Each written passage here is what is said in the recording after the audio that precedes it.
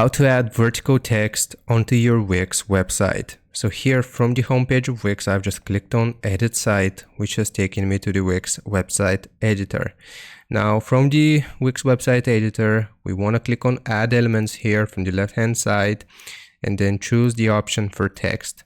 And we can choose the type of text which we want to add to our website, but I'll just do this one as an example, the very first one. So I'll simply drag and drop it onto my Wix website here, and we can customize it to our liking here. So I'll do like and subscribe.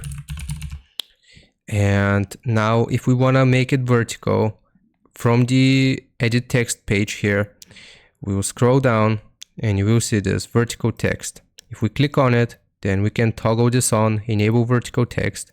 And as you can see, now we have vertical text onto our Wix website. And we can also adjust how it looks right here, the angle.